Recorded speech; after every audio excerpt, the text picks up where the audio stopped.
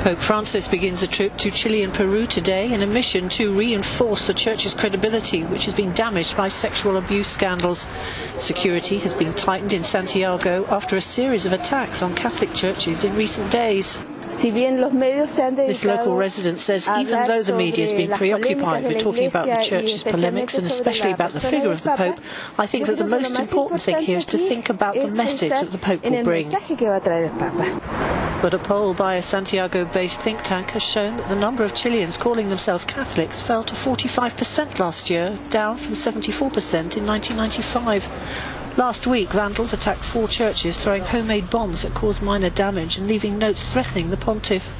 On his visit to Peru, the second leg of the tour, Francis will also run into a destabilising political corruption crisis. A giant Christ statue in Peru's capital city, donated by the Brazilian construction company at the centre of Latin America's largest corruption scandal, was damaged on Saturday in a fire just days before the visit. Palestinian President Mahmoud Abbas has described Donald Trump's Middle East peace efforts as the slap of the century.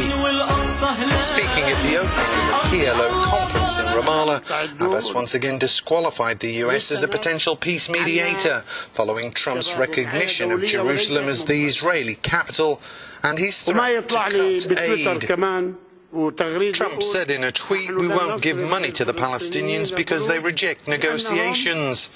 Shame on you. When did we reject the negotiations? The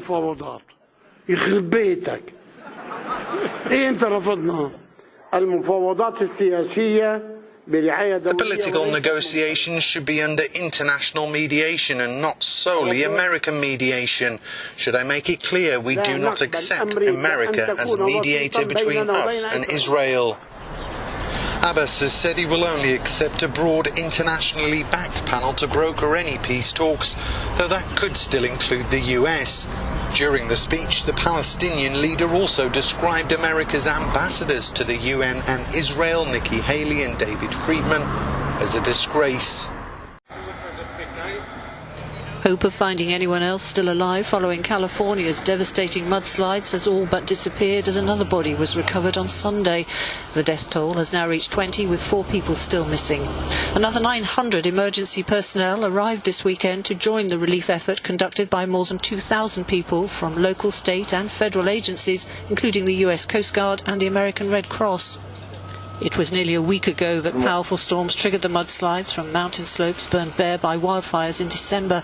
The destruction covered 78 square kilometres and forced the partial closure of one of California's most celebrated coastal roads, Highway 101. Stricken Iranian oil tanker, the Sanchi, after 8 days ablaze off the Chinese coast, has exploded and sunk. Monday will be a day of national mourning in Iran after Iranian commandos were unable to board the ship to find any survivors.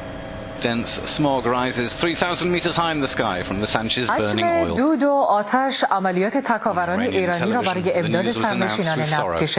Great masses of fire and smoke made it impossible for the Iranian commandos to rescue the sailors of the Sanchi tanker. Traumatized families and colleagues of the dead sailors were frustrated about what they call a lack of timely effort by government officials in launching rescue operations. 32 people died without a funeral and without coffins. They burned to ashes while their families are wailing here. You, the government, have come after 10 days to sympathize with them. What sympathy are you talking about? Tears in Tehran, but thousands of kilometers away, the Sanchi's cargo still burns. Israel says it's destroyed what it called a terror tunnel on its borders with Gaza and Egypt, and says it was used to allow gunmen to attack Israel. The Israeli military says it's the 3rd tunnel they've destroyed in the last 2 months. Since President Donald Trump recognized Jerusalem as Israel's capital, the number of rocket attacks from Gaza into Israel have increased, although there have been no victims.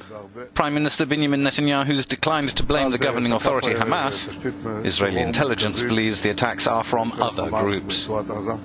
The tunnels are the main means of supply for illicit goods into Gaza, and like the one demolished near the Kerem Shalom border point, are also vital for many everyday necessities, as border controls to get goods into Gaza are long and costly.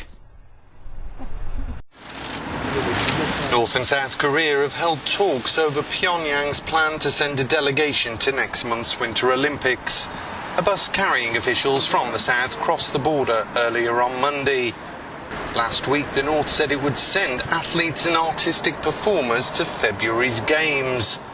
Responding to reports, Pyongyang has demanded the return of dozens of defectors in exchange for the resumption of family reunions. This South Korean spokesperson said the two sides agreed to discuss the issue of separated families and reunions at a later date, once inter-Korean relations improve further. The two Koreas have agreed to hold talks around various fields, including this issue. Seoul has been pushing for Pyongyang's involvement in the Olympics, and last week's talks, the first in more than 2 years, appears to have eased tensions between the two neighbours.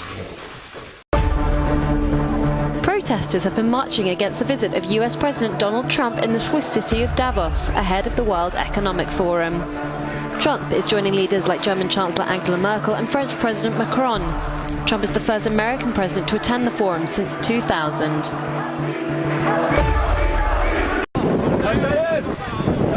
Turkey has warned the US-led coalition is playing with fire over its plan to set up a new border force made up of 30,000 of its Syrian militia allies. Washington's support for Kurdish-dominated forces in Syria has long angered Ankara.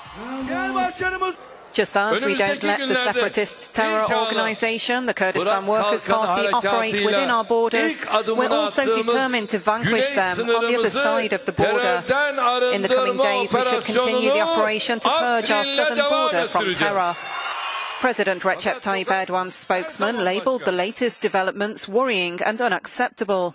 This statement from the Foreign Ministry reiterated that sentiment and condemned what it called the US's persistently incorrect approach.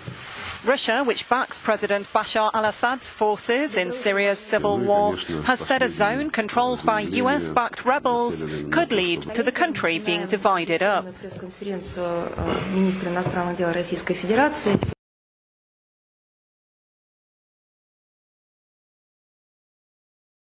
Internacional.